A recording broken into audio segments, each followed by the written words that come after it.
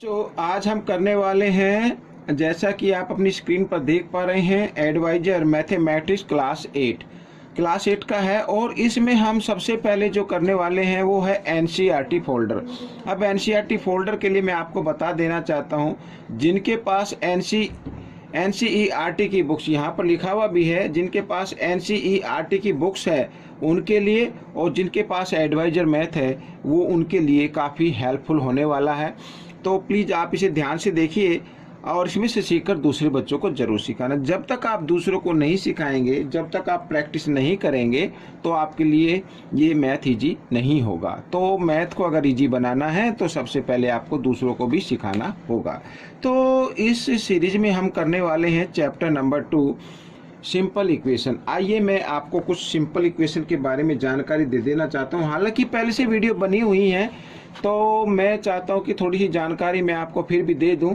तो हमने इसको जूम आउट कर लिया, जूम इन कर लिया है, और अब हम करने वाले हैं बच्चों, यहाँ पर देखिए मैं आपको जो बताने वाला हूँ वो ये देखिए। सिंपल इक्वेशन में ये वन वेरिएबल है। वन वेरिएबल का मतलब मैं बताता हूँ। देखो, मान लीजिए यहाँ पर लिखा है x + 5 = 6, ठीक है। ये तो ये वन वेरिएबल है, ठीक है। और 10th क्लास में 2 वेरिएबल आते हैं, तो इसमें तो 1 वेरिएबल है। तो 1 वेरिएबल के हम कैसे सोल्व करेंगे, तो आपको ये ध्यान देना। देखो बच्चों, सबसे पहले जो इम्पोर्टेंट रूल होते हैं वो ये है, अगर देखो हमारे पास यहाँ पर बीच में इक्वल का साइन है, तो ये लेफ्ट हैंड साइड की तरफ LHS बोलेंगे इसको, और जो राइट हैंड साइड की तरफ लिखा हुआ है उसको RHS बोलना है आपको, ठीक है। तो दोनों LHS इक्वल है RHS, अगर जो भी वैल्यू निकल कर आए। अब यहाँ पर बच्चों इसका मतलब है कि x + 5 = 6 के, ठीक है। अब आपको तो अजीब लग रहा होगा कि इक्वल कैसे है, तो आइए मैं इसको करके दिखाऊंगा। हर क्वेश्चन में आपको मैं बताता भी चलूँगा। आपको सिर्फ इतना ध्यान रखना है कि अगर इधर लेफ्ट साइड में, ठीक है, लेफ्ट हैंड साइड में कोई भी नंबर प्लस का होता है और उसको इक्वल के साइन से इधर जंप कराना होता है, ले जाना होता है, मूव कराना होता है, तो वो नंबर बच्चों इधर आकर, मान लीजिए इधर प्लस का है तो इधर आकर वो माइनस में कन्वर्ट हो जाता है। एक तो ये चीज़ याद रखनी है। सेकंड, अगर माइनस का होगा, उस माइनस के नंबर को आप इधर मूव कराते हैं, बीच में इक्वल का साइन है, तो वो नंबर फिर प्लस का हो जाएगा। और अगर शुरू में नंबर आता तो प्लस का साइन लगाने की जरूरत नहीं है। अगर जिस नंबर के सामने कोई साइन नहीं होता वो प्लस का ही होता है, ठीक है। एक चीज़ और आपको मैं बता देना चाहता हूँ, अगर कोई नंबर इधर मल्टीप्लाई की फॉर्म में है, उसको इक्वल के साइन से इधर लेके आते हैं, तो वो हो जाता है डिवाइड में चेंज, ठीक है। डिवाइड का मतलब होता है, मान लीजिए जैसे यहाँ पर कोई नंबर लिखा 4x इक्वल इधर लिखा 5, तो इसका मतलब बच्चों ये है, यहाँ पर 4 और x के बीच में कोई साइन नहीं है, तो मल्टीप्लाई का साइन है। तो हमें करना क्या है, इस 4 को इधर लेके आना है, क्योंकि मल्टीप्लाई इधर आकर किस में हो जाती है, डिवाइड में।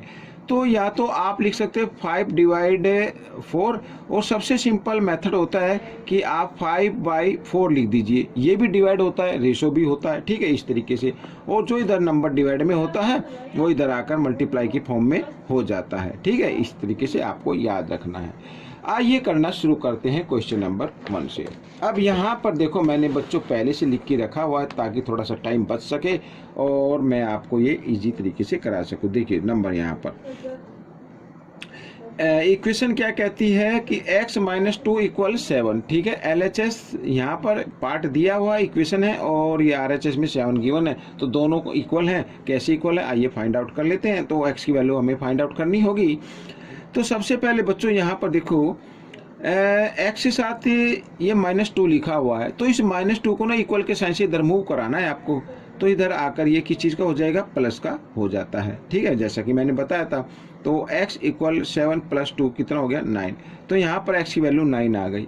अगर आप यहाँ पर अगर इसको चेक करना चाहते हैं तो मैं आपको बता देना चाहता हूँ, x के स्थान पर आपको 9 रखना है, और -2, 9 में से 2 माइनस करेंगे 7, तो 7 यहाँ पर आ गया और इक्वल 7, ये यानी कि LHS इक्वल आ रहा है RHS के, ठीक है। तो सिंपल इक्वेशन की आप ऐसे चेक भी कर सकते हैं। आइए करते हैं नेक्स्ट क्वेश्चन।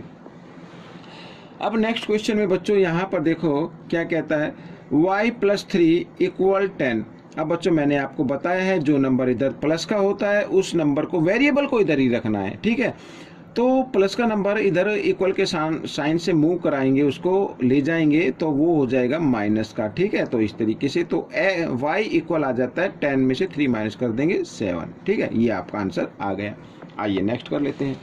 अब यहाँ पर बच्चों देखो वेरिएबल लिखी हुई है हमारी RHS पे, तो कोई बात नहीं, आपको सिर्फ ये जो डिजिट है ना, वेरिएबल को इधर ही रखना है, डिजिट को आपको इधर लेके आना है। तो यहाँ पर +2 इधर आकर ये -2 हो जाएगा, तो आप इस तरीके से लिख सकते हैं -2। ठीक है, और यहाँ पर z। अब देखो 6 में से 2 माइनस कर दीजिए, 4 = z, तो ये z की वैल्यू क्या आ गई, 4 आ गई। लेकिन अगर आपको इस तरीके से थोड़ा सा कन्फ्यूजन हो तो आप इस वेरिएबल को इस तरीके से भी लिख सकते हैं। ठीक है ना, ये जो लिखा है ना RHS पर साइड पर, इसको आपको LHS बना लेना है। तो इस तरीके से कर लेंगे तो बहुत से बच्चों को कन्फ्यूजन हो जाता है, तो उनके लिए मैं बता रहा हूँ, इधर +2 है, इधर आकर -2 और z की वैल्यू आ गई 4। ठीक है, तो इस तरीके से आपका ये आंसर निकल गया। तो आपकी इच्छा है कि आप डायरेक्ट करें या फिर वेरिएबल को हमेशा आप लेफ्ट साइड में रखें, तो आपके लिए ईजी रहेगा। ठीक है, आइए करते हैं नेक्स्ट क्वेश्चन। अब नेक्स्ट क्वेश्चन में देखो बच्चों, यहाँ पर वेरिएबल है x, तो हमें वेरिएबल को इधर ही रखना है, इक्वल 17/7 और 3/7 के सामने कोई साइन नहीं है तो प्लस का होगा, और प्लस का इधर आकर क्या हो जाएगा, माइनस का हो जाता है। तो मैं इसको माइनस में कर देता हूँ इस तरीके से। ठीक है, आइए x की वैल्यू निकाल लेते हैं। दोनों के डिनोमिनेटर सेम है, तो इनमें से एक डिनोमिनेटर आपको लेना है और न्यूमरेटर को साइन के अकॉर्डिंग सोल्व कर देना है। 17 में से 3 माइनस करेंगे तो 14 आ जाएगा, 14/7, और 7 से इसको डिवाइड कर दीजिए, 7 1 = 7, 7 2 = 14। तो यहाँ पर x की वैल्यू क्या आ गई बच्चों, 2 निकल कर आ गई। ये आपका आंसर हो गया। ठीक है, इस तरीके से। यहाँ पर देखो बच्चों, मैं आपको बता देना चाहता हूँ कि दोनों रैशनल नंबर के डिनोमिनेटर सेम है। अगर सेम नहीं होते तो हम एलसीएम लेके इनको सेम बना लेते। आइए करते हैं नेक्स्ट क्वेश्चन। अब क्वेश्चन नंबर 5 में क्या कहता है, देखो 6x = 2, तो x की वैल्यू फाइंड आउट करनी, तो x को इधर ही रखिए 12। अब 6 यहाँ पर मल्टीप्लाई की फॉर्म में है, x और ये x है, ये 6 है, इसके बीच में कोई साइन नहीं, तो मल्टीप्लाई होता है बच्चों। जो मल्टीप्लाई की फॉर्म में होता है इधर आकर वो डिवाइड की फॉर्म में आ जाता है। तो 6 1 = 6, 6 2 = 12, तो x की वैल्यू क्या आ गई बच्चों, 2 आ गई। तो ये आपका आंसर निकल गया। ठीक है, आइए t की वैल्यू निकाल लेते हैं। तो यहाँ पर देख रहे हैं, तो t/5 = 10 लिखा हुआ है, तो ये वेरिएबल है और हमें t इधर ही रखना होगा क्योंकि t की वैल्यू फाइंड आउट करनी है। और 5 इधर डिवाइड की फॉर्म में, मैंने अभी आपको शुरू में बताया था, डिवाइड की फॉर्म में जो भी नंबर होता है वो डिनोमिनेटर की फॉर्म में जो भी नंबर आएगा वो डिवाइड की फॉर्म में ही माना जाता है, और जो इधर डिवाइड में होता है वो इधर आकर मल्टीप्लाई में आ जाता है। तो t की वैल्यू आ गई बच्चों यहाँ पर 50। ठीक है, इस तरीके से।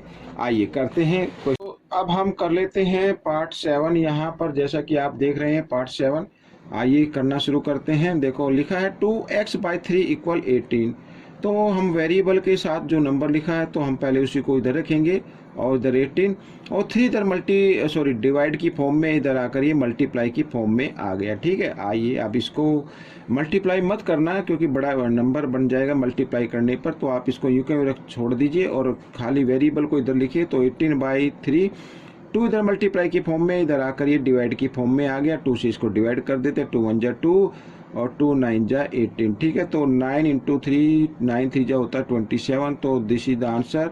मैं एक बार फिर लिखना चाहूँगा, x की वैल्यू आ गई है 27। ठीक है, ये this is the answer of this question. आइए करते हैं नेक्स्ट क्वेश्चन बच्चों। यहाँ पर अब इस क्वेश्चन में क्या कहता है, देखो लिखा है 1.6 = y/1.5। तो आइए करना शुरू करते हैं।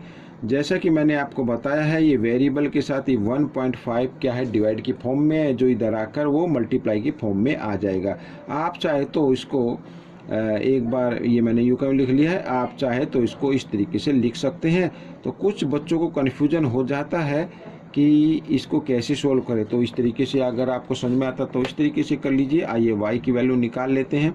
तो 1.6, 1.5 इधर डिवाइड की फॉर्म में, इधर आकर ये मल्टीप्लाई की फॉर्म में आ जाएगा इस तरीके से। ठीक है, 1.5। अब आपको इसको 15 समझ लेना है और इसको 16 समझ लेना है, और आइए मल्टीप्लाई करते हैं। 15 6 = 90, 90 की 0 होती है, कैरी 9 आ गया बच्चों। और 15 1 जा 15 और 9 होता है 24, ये मैंने 24 लिख दिया। अब जिनको मल्टीप्लाई किया था अब उनको देखो, 1 डिजिट के बाद इधर डेसिमल है, 1 के बाद इधर है, टोटल 2 डिजिट हो गए, तो 2 डिजिट के बाद डेसिमल लगा देंगे तो आपका आंसर आ गया बच्चों इस तरीके से।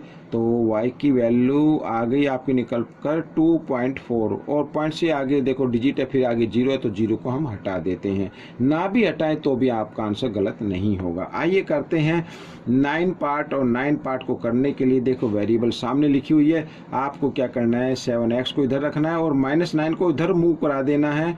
यहाँ पर 16 -9 इधर आकर ये +9 हो गया बच्चों। यहाँ पर x की वैल्यू निकालनी है तो 16 + 9 होता है 25, यहाँ पर ये 25 हो गया, और 7 इधर मल्टीप्लाई के फॉर्म में, इधर आकर ये डिवाइड के फॉर्म में आ जाएगा। तो this is the answer of this question. क्यों आंसर क्यों है? क्योंकि ये आगे डिवाइड नहीं हो रहे हैं, तो यही आपका आंसर बन गया। ठीक है, आइए करते हैं नेक्स्ट क्वेश्चन। अब यहाँ पर 10th पार्ट को भी कर लेते हैं बच्चों। देखो 14y आपको लिखना होगा यूं का यूं। अब आपको क्या करना है, यहाँ पर 13 लिख लिया, -8 रहेगा, -8 को इधर डिजिट को इधर इस डिजिट के साथ में मिला दीजिए, लेके आ जाइए, और इधर माइनस में इधर इक्वल के साइन से जब इधर आएगा तो वो हो जाएगा प्लस में बच्चों इस तरीके से। और y की वैल्यू अब निकाल लेनी है, तो यहाँ पर 13 + 8 होता है 21, और 14 इधर मल्टीप्लाई के फॉर्म में है, इधर आकर ये डिवाइड के फॉर्म में आ गया।